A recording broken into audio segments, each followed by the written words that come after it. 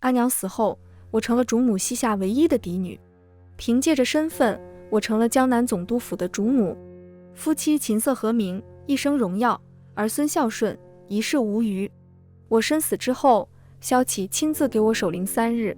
他在灵前对我说的最后一句话是：这一生夫君责任已尽，只盼来世永不相见。重来一世后，他的心愿我替他了。大家好，欢迎收看皮皮听书。眼下的时节正值江南多雨之际，我没有撑伞，倚靠在岸边，看着远方水中不断挣扎的人影，亦没有任何动作。片刻之后，一顶伞悄然撑在了我的上方，是跟在母亲身边的秦妈妈。原以为以你从小对萧启的情谊，会奋不顾身地去救他。母亲行至我的身边，眯着眼看着远方的人影，可我总觉得他打量的是我。我缓缓深吸一口气，在滂沱大雨里跪了下来。就是固守着这份情谊，女儿才不会去救。女儿要的是发自肺腑的爱意，而不是救命之恩的裹挟。救与不救并无差别。良久，母亲轻轻叹了口气，吩咐身边的小厮去把人捞上来，毕竟是总督大人，出不得岔子。他居高临下地看着我，直到我的膝盖感到彻骨的凉意，他伸手将我扶起。也罢，当日你父亲离世，人人都看我艳福的笑话，左右还是撑过来了。当日能撑，如今也未必不能。你既已想好，我也不是那靠着卖女求荣去换一份恩典的人。我心下微动，复又跪下，多谢母亲体谅。我总以为我与萧启之间真心大过于恩情，却从未想到他上一世的心愿居然是跟我后世再无相见的可能。那么这一世，我成全他的心愿。落了几日的大雨，终于有了停下来的预兆。听说那荷花出落得格外好看，我应了邀约，登了上花船泛湖。2船相抵，我在船舱内被晃得泼了手中的梅子酒。小丫头有些惊慌，总督大人跳到了我们的船上，说是要见大小姐。话音刚落，萧启已经扬起木帘，行至船舱内。他向来优雅，如今的动作却带上了一丝怒气，俊朗的眉头拧在了一起，声音一如既往的清冷。那日我没看错，站在岸边的就是你。你明知我从小就不善水性，为何束手看着我挣扎，却不出手相救？燕婉意，就因为我驳了你送上府来的绣帕，你就能眼睁睁地看着我去死？他眼里的质问同失望像是利剑一般将我的魂魄穿透。无论重来多少次，他好像总是能轻而易举地伤到我。我避开他的眼睛，低下头淡然一笑。大人误会了，那日我身子不适，委实不能下水。他眼里顿时蔓延出大片讥讽。身子不适？当年刘匪进城，你连性命都不顾地扑上来替我挡了一刀，用救命之恩迫使我父亲定下了你我2人的婚约。如今你只怕是故技重施，没有机会会放过如此好的时机。我日日巡查堤岸，从未发生过意外。那日偏偏等到我落单之时，跑出一个阵儿将我撞进水里。燕婉意，这难道不是你为了制造机会故意而为之，又假意做出这番举动，是想让我高看你一眼不成？听到他毫不掩饰恶意的揣测，我的心仿佛被撕成无数碎片。难怪在上一世我豁出命去将他救起之时，他看向我的眼神只有恶意同失望。原来这一切在他眼里只是我为了逼迫他取我所设的一个局。我在心里嘲笑自己，忍住微酸的鼻尖，开口解释：我自知叨扰大人多年，以后自不会，无需再做戏。他衣袖一挥，打断了我的话，背过身子，却不再面对着我，似乎多看我一眼都嫌厌弃。燕大人对我有教导之恩，他与父亲的承诺不会在我这里被推翻。我会娶你，让你成为总督府唯一的主母，可我的心你永远都得不到。他说罢便扬长而去。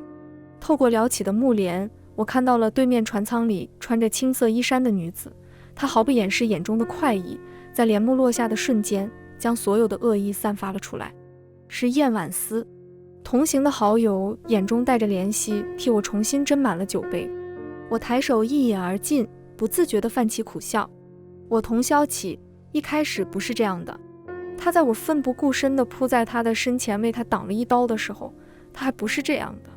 我的血沾在了他的身上，他抱着我仿佛抱着珍宝，他惊慌失措地在我耳边祈求：婉意，只要你能活下来，我什么都愿意做，但这不包括娶我。两位父亲订好婚约后，他眼里的祈求变成了恨意，仿佛在说：你为何不去死？那时年幼，想到这个婚姻，我便满心欢喜，他却禁止任何人提起这件事情，对我也是愈发的疏离。我与他青梅竹马，委实想不通缘由。直到我们大婚当天，燕婉思削发为尼归了佛门，他整晚未进新房，朝着南山寺的方向枯坐了一夜，我才知晓他心中的人是他。婚后，在世人眼里，江南总督年少有为，不光政绩出众，更是痴情至极的好夫君。府里除了正妻主母之外，从未那二色，夫妻二人诞下一子一女，过着神仙眷侣般的生活。我曾几何时也以为过往烟消云散，他终归还是看到了我的情深。可我后来才知道，他每月借口的去临县巡查，实际上了那南山寺。他指明由望尘师傅作伴，跪在大殿上整整3日3夜抄经诵佛，为天下祈福。他添香，他执笔，二人在芸芸众生的借口中，隔着红尘隐晦的诉说求而不得的悔意。这一世，我又怎么能不成全他们呢？回府的时候，母亲差人唤我去了正厅，见我过来，他抿了一口茶，示意我在他身边坐下。今日萧启派人来递信，愿履行幼时的婚约，迎你进府。我心下微动，跪下来叩首。母亲，女儿不愿。他示意其妈妈将我扶起，眼中多了几分冷意。眼下你就是愿意，我也不会与你嫁过去的。母亲的声音里多了几分怒气。他娶倒是愿意娶，不过带了条件，要先将婉思抬进府里做侧妻，且日子要挑在与你大婚之前，让他先过门。母亲越说越生气，砸了手中的茶杯。萧启小儿欺人太甚，不过是个区区总督罢了，当年若不是你父亲力保，他未必能年纪轻轻就登上那个位置。我同你祖父驰骋沙场的时候，那小儿还不知道在哪里玩闹，如今也敢羞辱我燕府嫡女，让一个庶女先入门，此等折辱，他倒也是做得出来。我原想将你嫁到总督府后，再替他寻觅一良人，做个堂堂正正的正妻主母。他倒好，做小的事做上瘾了。我同燕婉思的生母都不是母亲，只是府中的一个妾室。母亲多年无所出，在我们二人的阿娘去世后，母亲便有意挑选一个过继到她的房里，成为府中嫡女。燕婉思的生母曾是江南城里最大乐坊的头牌，靠的一手好琵琶虏获了父亲的心。燕婉思随了她，从小便乖巧嘴甜，能歌善舞。而我阿娘出身商贾之家，从小便教导我拨算盘、识账本，远没有她讨人欢心。原本以为母亲会选择她，可谁知选择的是我。母亲说，我燕府嫡女当是有头脑、知进退的得体女子，那些伺候人的虚招学来也无用。大抵她就是在那一天恨上我的。可即便是未选择她做嫡女，母亲对她的照拂也是实打实的。我在心里默默盘算着，前世在我未成婚之前，母亲就开始替她谋划了，想将她嫁给自己娘家的侄子，那令倭寇闻风丧胆的少年将军江淮。只可惜他固执的要剃度出家，母亲劝不动，才随了他的意。我心下隐隐有了决定。听闻母亲娘家侄子江淮将军下月即将入江南城，女儿不知有没有那个荣幸见上将军一面。这一世，我不想再永远拘泥在江南这块地方，我想去看看更为广阔的天地。母亲微微一愣，随即大笑了起来。她走到我的跟前，拍了拍我的肩。母亲的眼光从不会出错，你比我想象的更通透。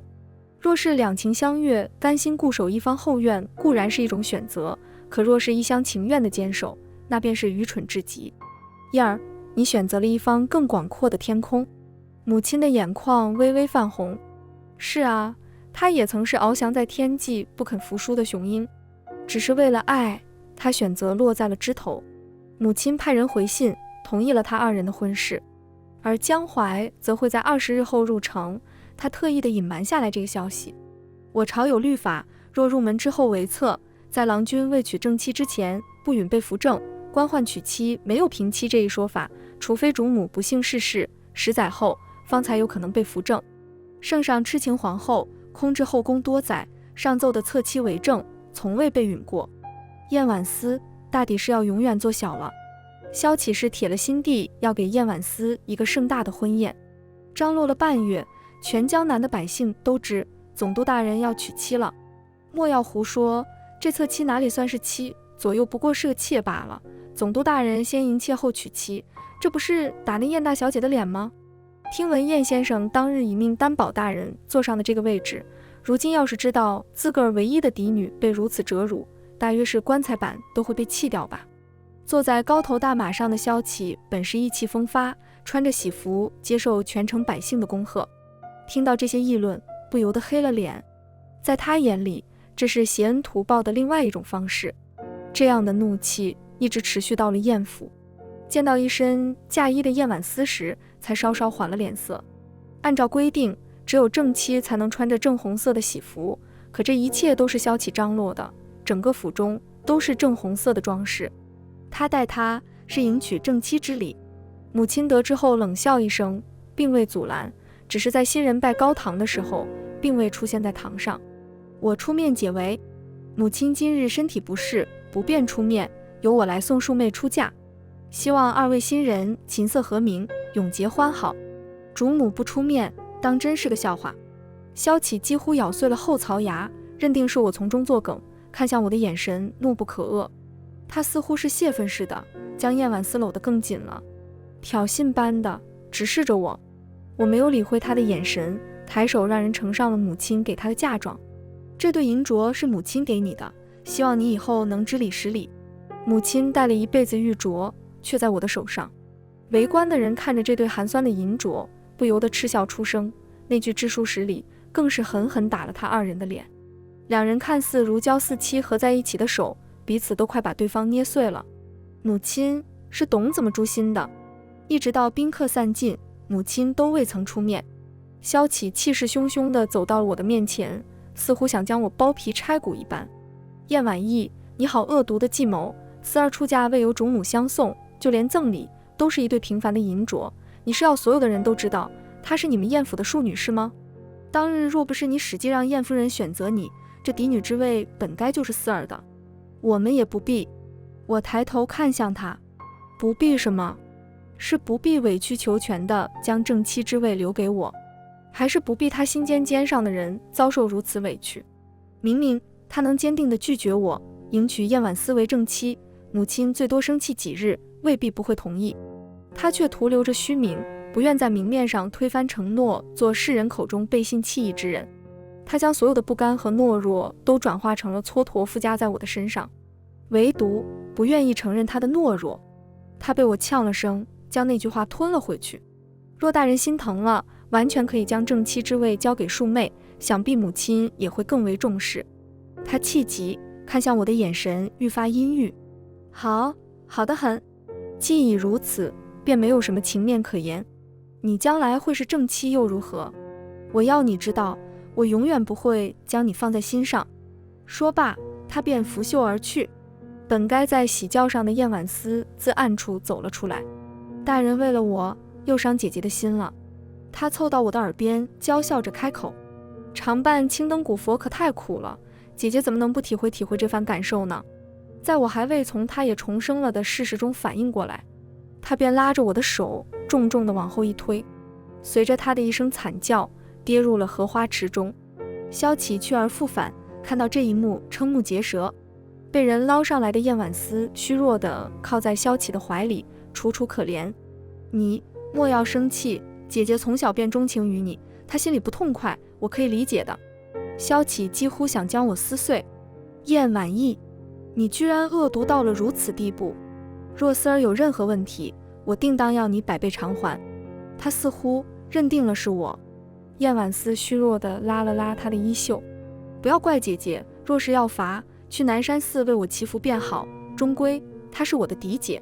萧启将她一把抱了起来，冷眼看着我。燕府嫡女伤害总督府侧妻，自此时起3步一叩首行至南山寺为思儿祈福。他示意随从，想将我强行押解出去。我看谁敢。母亲出现，将我护至身后。萧启失了往日的恭敬，满身都是上位者的傲慢。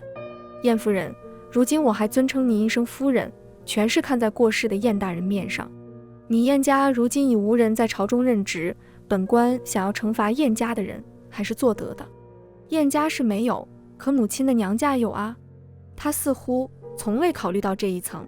母亲怒极反笑，连唤3声好。他的手摸到了腰后，那根跟他驰骋沙场多年的鞭子已经很久没有出世了。我见状，赶紧按住了他的手。如今晏府不如从前，与萧启正面起冲突，实在不是什么明智之举。他不出现在婚宴上，萧启上无计可施，若真跟朝廷命官动手，吃亏的只能是我们。我悄然附在了他耳边，母亲，再忍忍，等将军入城，一切都好了。说罢，我将母亲护在了身后。我接受惩罚。我3步一叩首，行至南山寺，还未出城，额头上已然是鲜血淋漓一片。百姓们议论纷纷，萧启护着燕婉思坐在马上，遥遥地看着我。夫君怕不怕姐姐生气？要不然就算了吧。萧启将眼神从我身上收了回来，语气淡淡的，既做错了事情就要接受惩罚，不然以后嫁进我总督府，我的话还有威慑吗？纵然她是我未来的正妻，也绝不可欺辱于你。她对我求而不得，不会因为这件事情使性子的，你且放心，杀她的锐气也是好的。待我一路磕到南山寺，已然是满脸的鲜血，我逐渐失去了意识，昏了过去。那2个奉命看管我的侍卫慌了神，这可如何是好？大人指命我们监督，可没说他昏倒之后的事情啊。祈福的还未开始，要不然拖进去。彻底陷入沉睡之际，一道清冷又别扭的声音响起：你等退下。我恍恍惚惚地被打横抱起，嗅到了陌生又熟悉的气息，仿佛当年我中刀之后一把将我抱起的情景那样。是穿着喜服的萧启，他不享受洞房花烛夜，跟我一路上山作甚。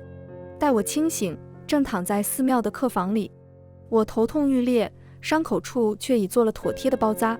你宁愿受罚，也不愿开口道歉？我既已将正妻之位许诺给你，你怎地还是如此容不下丝儿？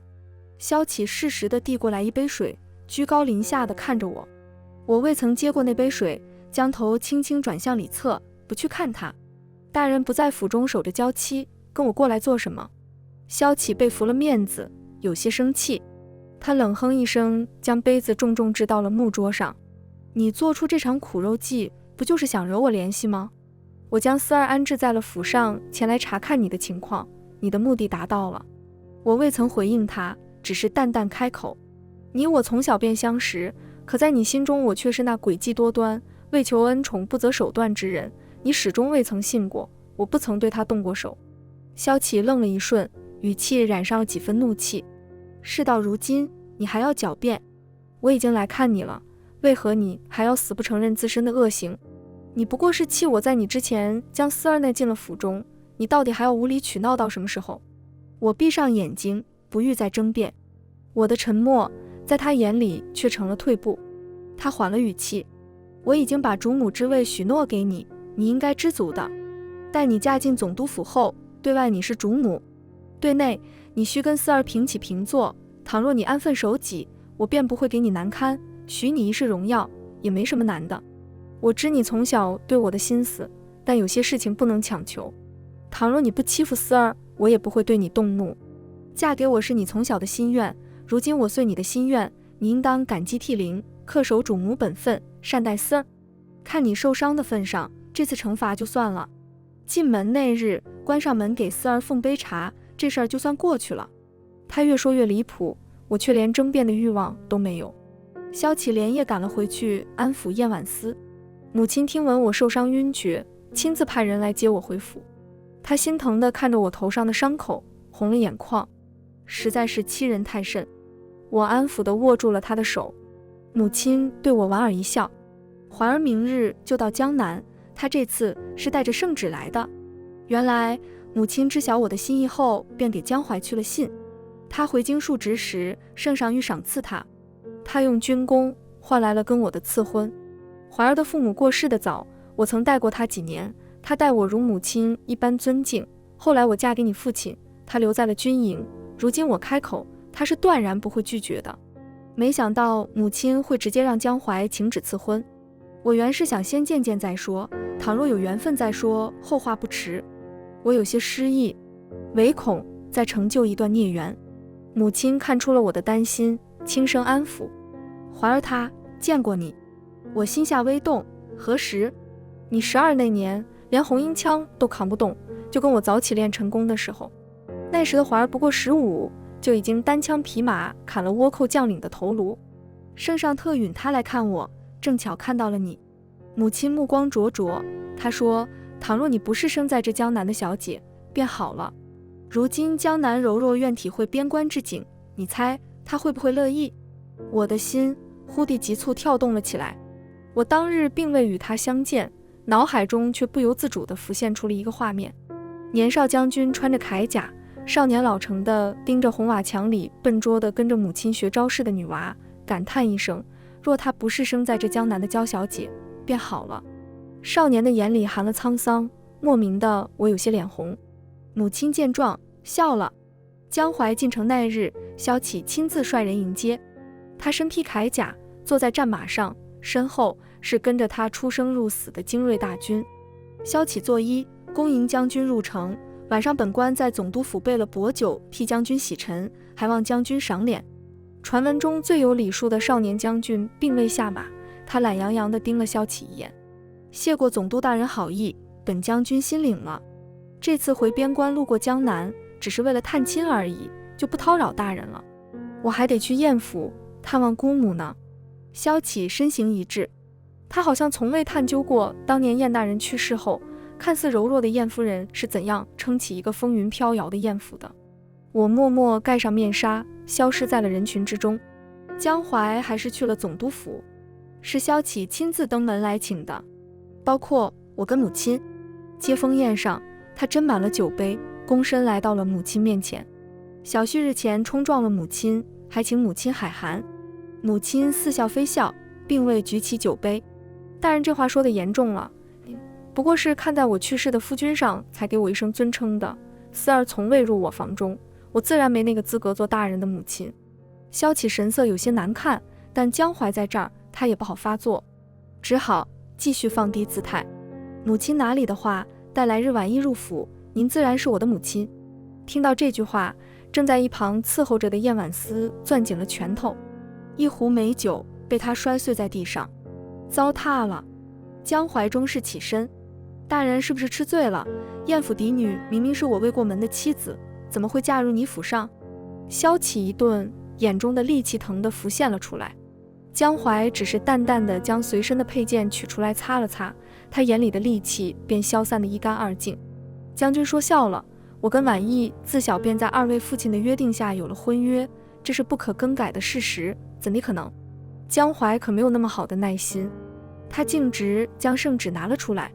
见到圣旨，满屋子的人立刻跪了下来。宣读完圣旨，萧启已然是满脸的不可置信，就连燕婉思也愣了。他原以为我会同他不死不休，那些我入门后蹉跎我的手段，他在心里预演了不下100次。可他未曾料到，这一世我从始至终都未想过与他争抢什么。萧启，我是不会嫁的。江淮先将母亲扶起来，安置在了原先的座位上，而后在众目睽睽之下将我扶起，把我的手握在了掌心之中。少年将军的明目硬朗，灼灼的目光里似有漫天星河将我裹挟其中，看得我不自觉地低下了头，手却未曾从他掌心里挣脱。他低下身子，附在了我的耳边，用只有我们2个能听到的声音道：姑母说过，是你自愿的，如今圣旨已下，你可不能反悔了。我羞得厉害，脱口而出的话却直白得很：我定不悔。江淮笑了，见我2人动作如此亲昵，萧启终于从震惊中缓过神来，他愤然地站起身，愕然看向我：燕婉意，你竟负我！你们好大的胆子，为了气我，就连圣旨也敢捏造。我神色复杂地看向情绪激动的萧启，忽然觉得上一世的我眼光过于差了一些。如此高傲自负之人，我究竟爱他什么呢？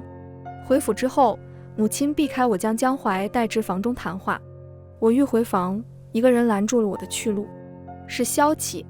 他冷眼看着我，为何会这样？我似是无辜地耸了耸肩，那你应该去问问圣上为何会这样。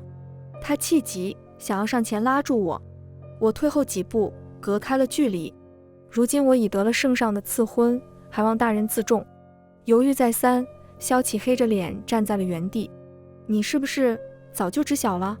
你愿我先让四儿过门，所以宁愿嫁给一个你不爱的人来逼我就范。我告诉你，你是妄想，快快结束这场闹剧，你我之间还有的回转。如若不然，我不会再给你机会，亦不会原谅你。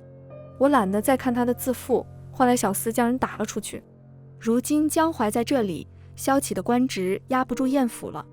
我们决定1个月后举家前往边疆，到时候在那边成婚。母亲也会避了燕府，同我们一起出发。之所以定在1个月以后，是因为江淮此次前来除了探亲，还带着差事。江南正值水患之际，多次城堤被毁，百姓民不聊生。萧启作为总督大人，不但没有治理好水患，前些日子为了迎娶燕婉思，还将朝廷拨下来的银子挪用，打造了一个极致奢华的婚宴。这一切母亲在信上都提了。圣上大怒，派了江淮前来督察河堤修建的情况。江南是我的家乡，我比任何人都希望它太平盛世。我很支持江淮，在他忙碌的时候，便会自发地替他巡视修建的进度。这日我便碰上了萧启，他看我气喘吁吁的模样，不由得冷哼一声：你要嫁的人不过是粗鲁的匹夫罢了，如此危险的地方他也舍得你来，不像我带丝儿，生怕他磕着碰着。他咬牙切齿地看着我：燕婉意，你可后悔？我没有理会他，吩咐人将带来的吃食分给了修建的工人。萧启他似乎还不知道圣上命令江淮彻查赈灾银两的事情，他只当江淮是来巡视的，不日便会返回边疆。为了赌气一般，他奢华地将所有好东西都搬进了总督府。若不是江淮暗中带来银两过来，这河堤早就动不成了。燕婉意，你居然敢无视我！见我未曾搭话，他更是气急败坏。我回头看他，萧启，你如今怎会变成这般模样？那个我心里心怀天下的君子，已然变成了为了一己私欲置一城百姓安危不顾的恶魔。要知道，江南一破，蠢蠢欲动的倭寇便可轻易攻入城里。江淮用命守护的家国天下，怎地能让他如此糟蹋？面对我的质问，他愣在了原地。恰好江淮来了，他将城南那家糕点铺子的枣泥糕递给了我。你辛苦了，这是我特意去给你买的。萧启回过神来，不屑一笑：一包破糕点，也只有你当宝了。江淮听闻并未动怒，已然选择擦剑。萧启头上的官帽的羽翎被他不小心削了下来，他顿时苍白了脸庞，腿软地跪坐了下来。江淮一脸淡然：不好意思啊，萧大人，本将军手滑。我扑哧一声笑了出来。江淮看向我，目光灼灼：姑母说的没错，燕儿笑起来怪好看的，得多笑才行。我羞红了脸，背对着他捻起了一块枣泥糕，真甜。我们谁也没有注意，萧启眼中逐渐阴毒的神色。江南城的堤坝被彻底冲垮的时候，是在一个深夜，凄厉的尖叫声将我唤醒。我不由自主地心颤，下意识地想寻母亲同江淮。待我胡乱穿戴好，推开房间门的时候，母亲跟她已然全副武装站到了院子里。江淮眉头紧锁，明明不日就要竣工，这次的材料都是用得上乘的，没道理会被冲垮的。母亲则是担忧地护住了我：你且放心去查看，燕儿这边有我。江淮深深地看了我一眼，点了点头。我瑟缩在母亲怀里，第一次有了想跟她共同进退的想法。我从母亲怀里站直身子，我自小被母亲教养着长大，深知母亲却不是甘心拘泥在后院之中的妇人。父亲已逝，已无人再能阻挡您，包括我。我上前伸手握住了他手里的长鞭：你说过我不是你生的，却最像你。母亲，我们一同去吧。母亲深吸一口气，一声匪哨换来了一匹战马。她动作利索地翻身上门，将手递给了我。怀儿同我的眼光都不差，一路驰骋，我看到了从未见过的江南城，百姓到处逃窜，被撕裂过的房屋已然崩塌，他们在残垣断壁之下撕心裂肺地哭喊着至亲的名字。江南城好似变成了人间炼狱，江淮带来的人不断安抚着百姓，唯独不见总督大人萧启。来到堤岸，更是萧瑟一片。江淮若有所思地看着一处，眉头紧皱。他看见我，下意识露出了担忧的神思。母亲缓缓点了点头，他才收起了表情。他朝母亲拱了拱手：“姑母，是人为。”我等还未有反应之时，萧启悄然出现在身后，他眼里有着我不理解的执着跟疯狂。将军，治理渎职之师，祸害了全城的百姓，这个责任不知你担不担得起啊？朝廷派来的使者到达江南那日，萧启搂着燕思义来到了燕府。他不屑地看了一眼母亲，有些人当真是眼盲心瞎，错把榆木当明珠。当初若你许我嫡女的位置，何苦落地得如今这番下场？萧启将城门紧闭，江淮驻扎在城外的大军无法进入。若是强行擅闯未曾开战之城，便是谋反的罪名，他们不敢轻举妄动。我们三人被他囚禁在了燕府里。萧启定定地看着我：“这就是你选择一个注定失败的人。燕婉意，你现在同我服软，我定会禀明圣上，将你同燕夫人摘个干净。我总督府的正妻之位依然是你的。”听闻这句话的燕婉思面上露出愤恨的神色，可她很快便掩饰了下来，靠在了萧启的怀里。我冷笑一声，走到了江淮身边，执起了他的手。母亲更是不惯着他们，取出长鞭一鞭子甩了过去，两人皆被打了个正着。燕婉思捂着伤口，扭曲着脸想要扑上来，却被萧启一把拦住。燕夫人，您这又是何必？安安稳稳做我的岳母不好吗？有人来报，京城使者即刻抵达燕府。萧启的眼里染上了一层焦急。燕儿，快过来，只要你过来，之前的事情我都不同你追究。你何必呢？我们三人站在一旁，未有一人有动作。使者达到燕府，萧启无奈地摇了摇头：“这都是你们自找的。”他跪在使者面前：“江淮治理有失，自当由朝廷处置。这燕夫人作为他的姑母，二人之间很说清是否有其他勾当。只是这燕婉意曾与属下有过婚约，还望使者网开一面，交由属下安抚。”使者轻笑一声，派人将我们团团围住。萧启从容起身，看向我的眼神皆是拿捏，可他没有料到朝廷要拿的人自始至终都是他。这是怎么回事？是不是搞错了？该被治罪的人是江淮。使者笑得轻蔑：“萧大人真以为圣上是眼盲心瞎之人吗？你当真以为你挪用赈灾银两的事情瞒得很好，还是觉得圣上既派了将军前来不会留后手？要不要本官将那日收了你银两的宵小之辈全部带上了，细细再诉一遍你是如何授意他们决堤放水，祸害江南百姓的恶行？”燕思意见情况不对，正欲遁走，使者抽出剑，直接贯穿了他的胸口。燕氏谗言，误导了萧大人，留的一个全尸，也算是皇恩浩荡了。燕婉思还未反应过来，便被倒在地上挣扎着死去。我定要再重来一次。我毫无波澜地盯着他没有重来一世的机会了。萧启早就被吓破了胆，若不是被人牵制住，恐怕早已像一滩烂泥一样瘫软在来地上。大人明察。